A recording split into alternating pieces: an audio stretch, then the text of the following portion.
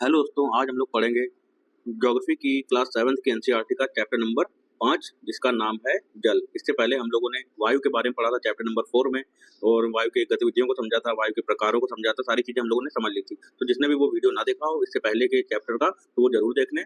और हम लोग अपना चैप्टर यहाँ से शुरू करते हैं, 5वां, जिसका नाम है जल।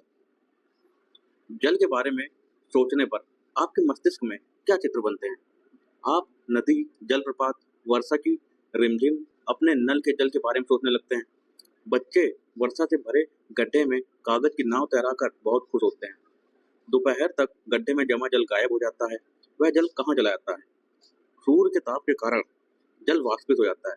ठंडा होने पर जल वाष्प संघनित होकर बादलों का रूप ले लेता है। यहाँ से यह वर्षा हिम अथवा सहिम वृष्टि के रूप में धरती या समुद्र पर नीचे गिरता है। जिस प्रक्रम में जल लगातार अपने स्वरूप को बदलता रहता है और महासागरों, वायुमंडल एवं धरती के बीच चक्कर लगाता रहता है, उसको जल चक्र कहते हैं। चित्र 5.1 में देखें तो हम लोग देखते हैं चित्र नंबर 5.1 ये है जल चक्र। ठीक है, यहाँ पे आया पानी, यहाँ पानी गर्म होकर वाष्पीकरण हुआ, यहाँ पे संघनन के द्वारा जो है बादलों का निर्माण हुआ, और इसके बादलों के निर्माण के कारण जब ज्यादा बादल बन गए उसकी वजह से पानी का ज्यादा भराव हो गया और पानी नीचे आ गया वर्षण के रूप में। यहाँ से निकल के फिर जो है पानी यहाँ पे इकट्ठा हुआ, फिर वाष्पीकरण। तो ये पूरा एक चक्र चलता रहता है, तो इसी को जल चक्र बताया है। अब हम लोग देखते हैं ये शब्दावली देखते हैं। थलसाला, यह छोटे घर के पौधे रखने का कृत्रिम अहाता होता है, इसे बोलते हैं थलसाला। क्रियाकलाप, अपनी थलसाला बनाए, ये है, ये देखिए, इसको बोलते हैं थलसाला। एक बड़े जार के 1/4 भाग में मिट्टी भरकर उसे अच्छी तरह दबा दें। इसके ऊपर ह्यूमस की एक पतली परत लगाएं। पहले सबसे बड़े पौधे लगाएं, तदुपरांत उसके चारों ओर छोटे पौधों को व्यवस्थित करें। इसमें जल की फुहार छिड़कें, जार को बंद कर दें। पत्तियों एवं मिट्टी के द्वारा वाष्पित जल संघनित होकर जल की बूंदों के रूप में नीचे गिरता है। आगे हम लोग देखें, हमारी पृथ्वी थलसाला के समान है। जो जल शताब्दियों पूर्व उपस्थित था, शताब्दियों पर पूर्व जो मतलब सदियों पहले जो जल उपस्थित था वही आज भी मौजूद है। जिस जल का प्रयोग आज हम हरियाणा के खेत में सिंचाई के लिए कर रहे हैं, हो सकता है कि वह सैकड़ों वर्ष पहले अमेजन नदी में बहता हो। अलवड़ जल के मुख्य स्रोत नदी, ताल, सोते एवं हिमनद है। अलवड़ जल मतलब जिसमें लवड़ की मात्रा यानी कि नमक की मात्रा नहीं होती है। महासागरों एवं समुद्रों का जल लवड़ी होता है, यानी कि उसमें नमक होता है। इसमें अधिकांश नमक सोडियम क्लोराइड या खाने में उपयोग किया जाने वाला नमक होता है। ठीक, आगे हम लोग देखें, ये एक मैप दिया हुआ है वर्ल्ड का, और इस वर्ल्ड के मैप में अगर हम लोग देखें तो यहाँ पे छोटे छोटे सागर देखने को मिलेंगे। ये है हमारा प्यारा भारत, यहाँ पे आपको गंगा नदी, ब्रह्मपुत्र नदी दिखेगी। ठीक, ये एशिया है, ये है अफ्रीका, यहाँ पे आपको लाल सागर दिख जाएगा। तो इस प्रकार के वर्ल्ड मैप में आप लोग ये सारी जो नदियां हैं या सागर हैं ये देखने की कोशिश करें और देखें कहाँ पे क्या चीज उपस्थित है। ठीक, तो ये सारी चीजें आपके दिमाग में होनी चाहिए। ये हो गया कैरिबियन सागर, ये जो मैक्सिको की खाड़ी के पास में है। ठीक, आगे देखते हैं, हम लोग जल का वितरण। हम सभी जानते हैं कि पृथ्वी की सतह का 3/4 भाग जल से ढका हुआ है। यदि धरती पर थल की अपेक्षा जल अधिक है तो अनेक देशों में जल की कमी का सामना क्यों करना पड़ता है? ठीक, क्या पृथ्वी पर मौजूद संपूर्ण जल हमारे लिए उपलब्ध है? निम्नलिखित तालिका में जल वितरण का प्रतिशत दिया गया है। अब यहाँ पे देखते हैं कहाँ पे कितना जल मौजूद है। महासागर को अगर देखें तो यहाँ पे 97.3 जल है, जो कि सबसे ज्यादा है। उसके बाद बर्फ छत्रक यानी बर्फ के रूप में जो जमा हुआ जो जल है वो है 0.2 यानी कि 2% जल है। उसका भूमिगत जल, जो भूमि के अंदर जो जो जल है वो है 0.68% है। झीलों का जो अलवड़ जल यानी कि झीलों के द्वारा जो अलवड़ी जल है, बिना नमक वाला जो जल है, शुद्ध जल है, वो है 0.009% है, बहुत ही ज्यादा कम है। उसके बाद देखें अगर स्थलीय समुद्र एवं नमकीन झीलें, ये है 0.009%, ये भी है।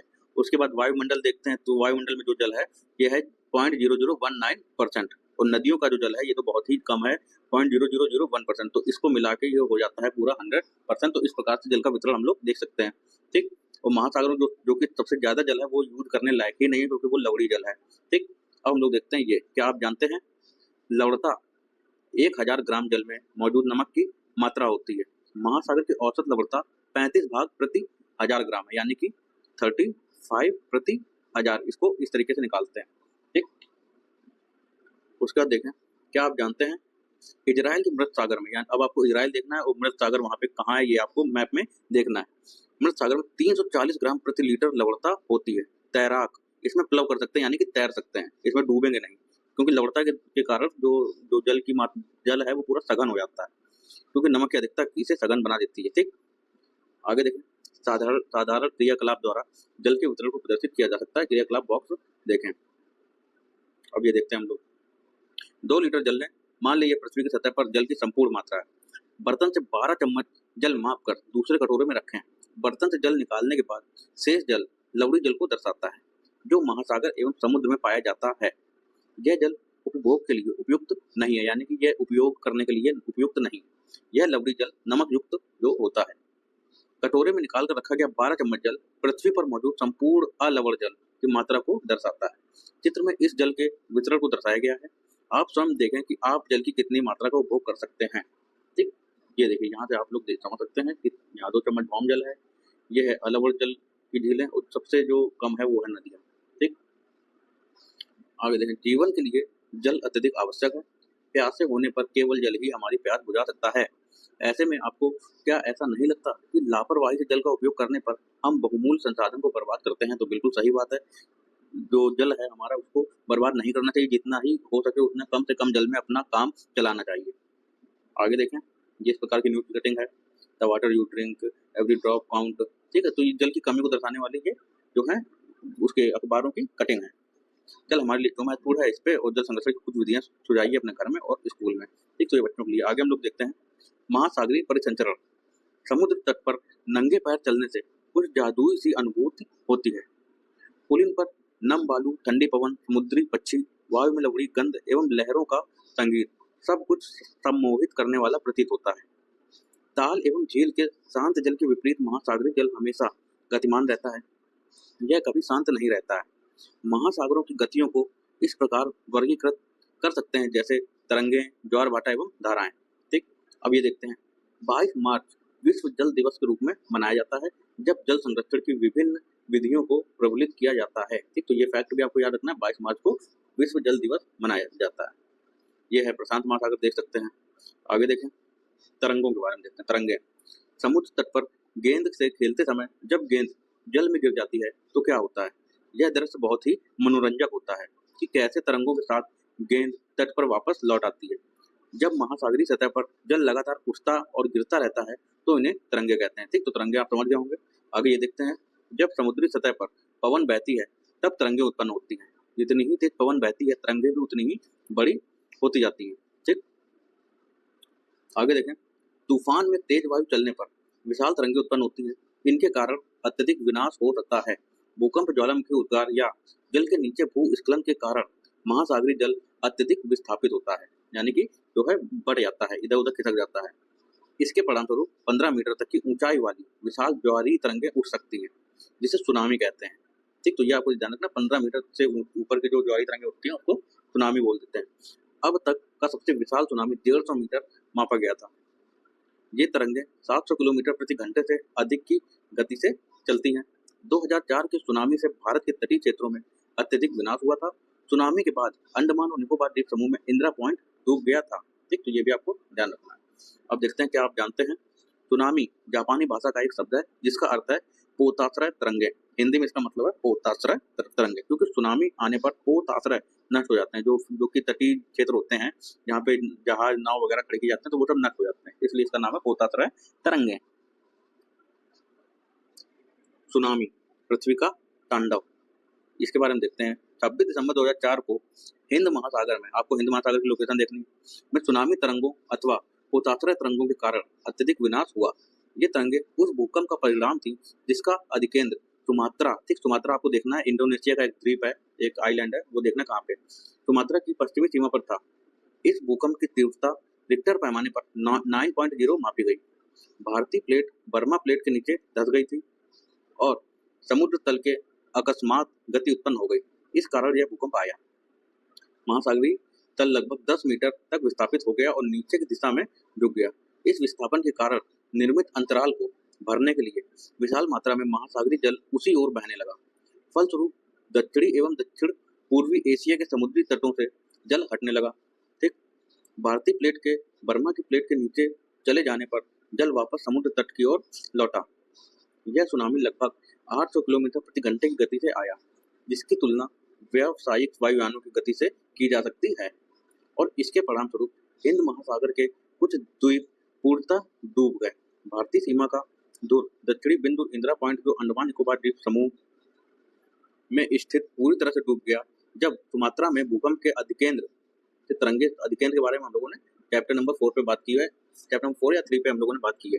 ठीक, तरंगे सुमात्रा की तरफ से अंडमान द्वीप समूह एवं श्रीलंका की ओर बढ़ी, तरंगों की लंबाई कम हो गई। जल की गहराई भी कम होने के साथ साथ इनकी गति भी 700 से 900 किलोमीटर प्रति घंटे से 70 किलोमीटर प्रति घंटे तक कम हो गई। समुद्र तट से सुनामी तरंगे 3 किलोमीटर तक की गहराई तक गई, जिनके फलस्वरूप 10,000 से भी अधिक लोगों की मृत्यु हो गई और 1 लाख से अधिक घर प्रभावित हुए। भारत में आंध्र प्रदेश के तटीय प्रदेश, तमिलनाडु, केरल, पुदुचेरी तथा अंडमान और निकोबार द्वीप समूह सर्वाधिक प्रभावित हुए थे। ठीक, यद्यपि पहले से भूकंप का अनुमान लगाना संभव नहीं है, फिर भी बड़ी सुनामी के संकेत 3 घंटे पहले मिल सकते हैं। प्रशांत महासागर में प्राथमिक चेतावनी की ऐसी प्रणालियां क्रियाशील हैं, लेकिन हिंद महासागर में ये सुविधाएं नहीं है। प्रशांत महासागर की तुलना में हिंद महासागर में सुनामी कभी भी ही आती, मतलब बहुत ही कम आती है, क्योंकि यहाँ भूकंपीय क्रिया बहुत कम होती है। ठीक, तो भूकंप के कारण से जो है ये सुनामी आती है, ये आपको पता चल गया। अब देखें तमिलनाडु के तट पर सुनामी द्वारा विनाश। दिसंबर 2004 में जिस सुनामी ने दक्षिण एवं दक्षिण पूर्वी एशिया के तटों पर तबाही मचाई, वह पिछले कई सौ वर्षों से सर्वाधिक विनाशकारी सुनामी थी। हिंद महासागर में निरीक्षण, आरंभिक चेतावनी की प्रणालियों एवं हिंद महासागर तटीय निवासियों में जागरूकता की कमी के कारण जीवन एवं संपत्ति की अत्यधिक क्षति हुई।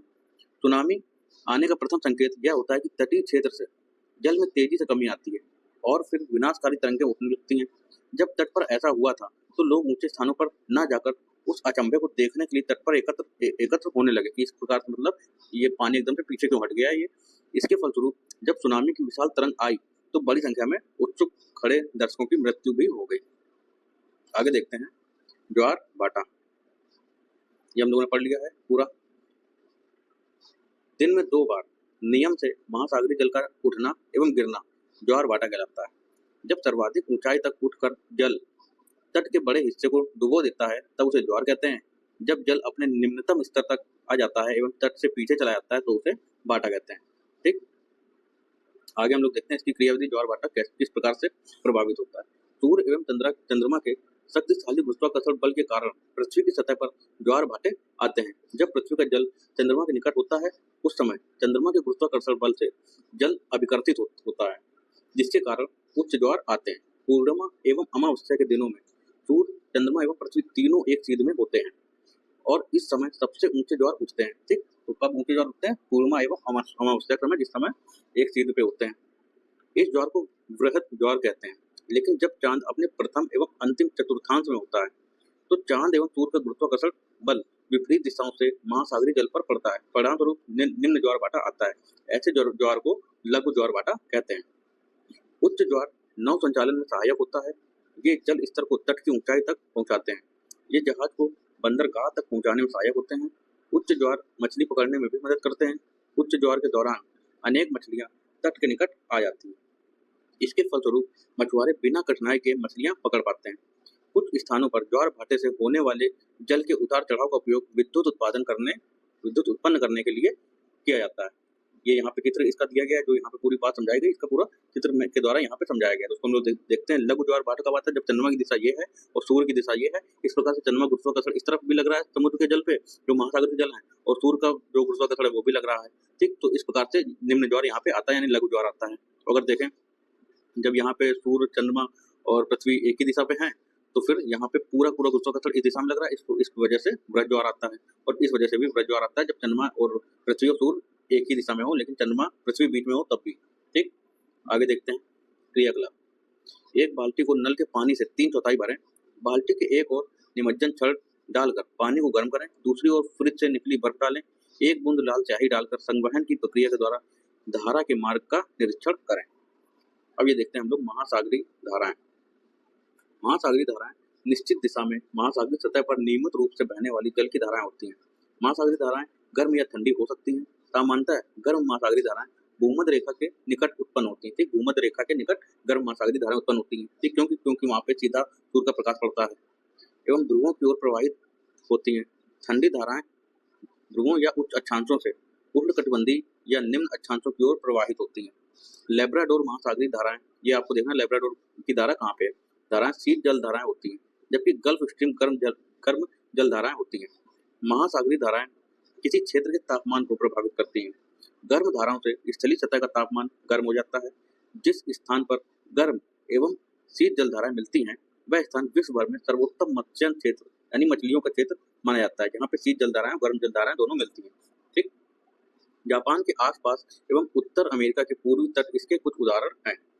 आगे हम लोग देखते हैं, यहाँ पे मैप दिया गया है पूरा बड़ा मैप और ये धाराएं दी गई हैं। ठीक, ये आप देख सकते हैं कि कौन सी ये है गल्फ स्ट्रीम, अगर देखें उत्तरी प्रशांत प्रवाह है, ये है अलास्का की धारा। ठीक, ये दक्षिण विषुवतीय धारा है।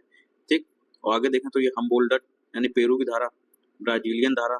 ठीक, तो इस प्रकार से आपको इन पे जो है खोजबीन करनी है, देखना है कहाँ पे कौन सी धारा है। यहाँ से भी कई सारे क्वेश्चन आते हैं। ये जो नीली नीली है ये है शीत धारा यानी कि ठंडी, और जो लाल है वो है कोटड़ यानी कि गर्म। आगे देखें जितनी भी जो ये है भूमध्य रेखा के आसपास जो भी हैं वो सब क्या है, गर्म जल धाराएं। आगे देखते हैं, जहाँ गर्म एवं ठंडी जल धाराएं मिलती हैं वहाँ कोहरे वाला मौसम बनता है। इसके फलस्वरूप नौ संचालन में बाधा भी उत्पन्न होती है, क्योंकि जब कोहरा हो जाएगा तो नौ संचालन करने में जो है कठिनाई होगी ही होगी।